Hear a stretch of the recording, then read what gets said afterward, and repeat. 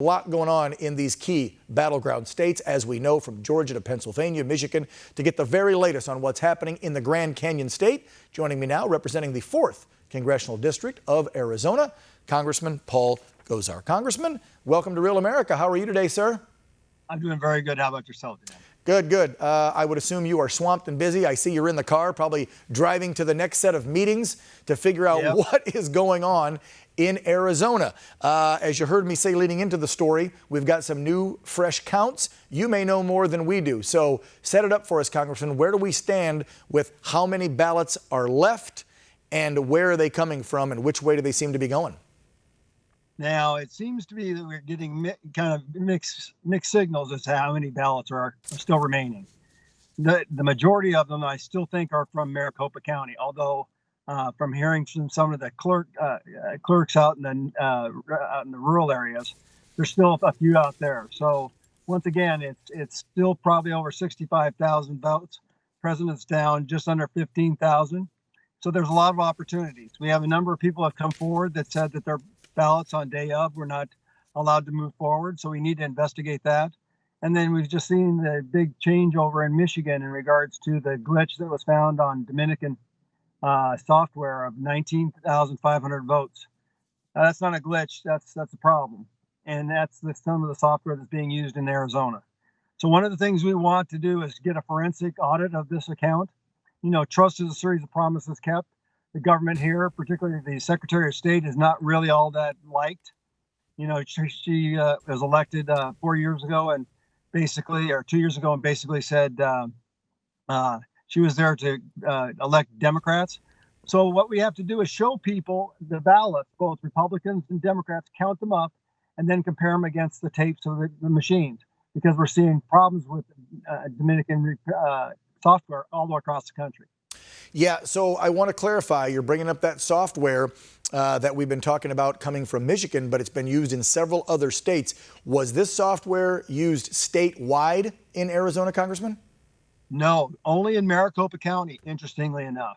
And the same thing in Nevada. It's only in Nevada, only in Las Vegas. Isn't that interesting? Wow.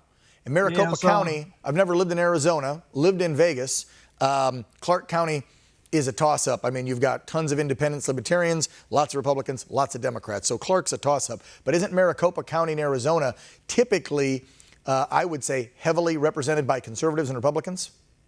It should be, but it's changing those dynamics, Daniel, just because of the influx of people. So that's a great state of Phoenix, or the Maricopa, big county. So you should have a pretty good beat across the board. So in the story I read right before you, we talked about 4,680 ballots that have been ruled invalid. Is that about the number you're hearing? And who is determining if they're bad? How do we know that Trump votes aren't just being thrown out to be thrown out? Well, we don't know that, and that is being done at the county, the clerk's office down there at Maricopa. They're looking at it. They're supposed to be looking at it from both Republican and Democratic eyes, but we can't confirm that. Okay. Got to ask you this question because we had a lady on our show several days back from Maricopa County, registered Republican. She claims that she went to her polling station in Maricopa, and I'll explain what she said happened to her, but I want to preface this by saying she heard it from other neighbors that went to other polling locations that she claims are in typical, known to be Republican neighborhoods, and she said they were given Sharpies instead of pencils and pens, and they were bleeding through their ballots and making a mess. And when she asked poll workers, how's this going to be corrected, they were told that someone in the back, behind the scenes, will be transcribing these over to other ballots. Did that, or is that happening? And are their GOP watchers able to view this while they do it? Well, what we were told, because we got hundreds and hundreds of people calling my office as well as the Attorney General's office, we actually asked the Attorney General to look into it. And then our clerk in Yavapai County basically told us that was the problem. They would pull it out and then hand look at it. They wouldn't transcribe it. They would look at what the intention was with the marker from if there was bleed through.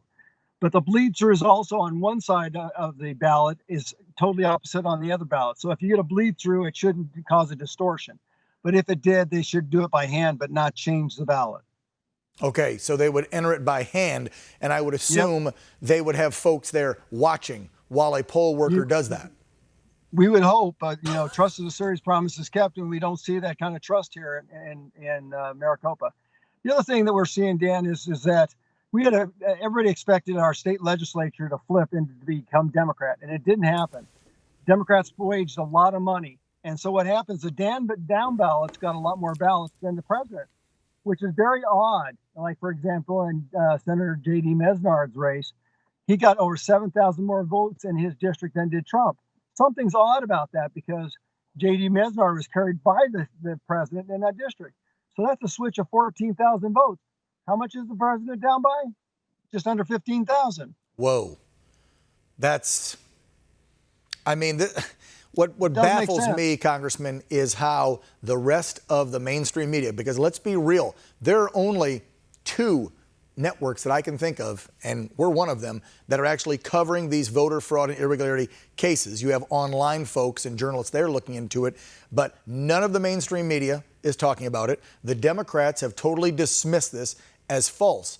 I don't know how anyone in good conscience could look at this, just face value, and say, this deserves answers. This deserves full investigations, not just for Republicans, but for all Americans, so we can trust in our election process. Because right now, I got to tell you, Congressman, I don't feel too much trust towards voting the next time.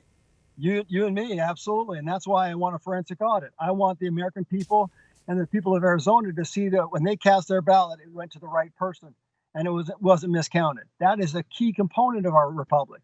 If we can't have the seriousness of that and trust of that ballot, our republic's toast. Yeah. And so that investment is all worthwhile here. And if it goes unchecked, it'll be the biggest heist of the 20th century. Unbelievable. Wow. All right, Congressman Paul Gosar from the 4th Congressional District there in Arizona. Thank you so much for giving us a few moments of your time. We appreciate it. Stay on top of this for us, will you, please? And we'll check back with you in a few days and find out how the Grand Canyon State's looking. Sounds good. Thank you very much, Daniel.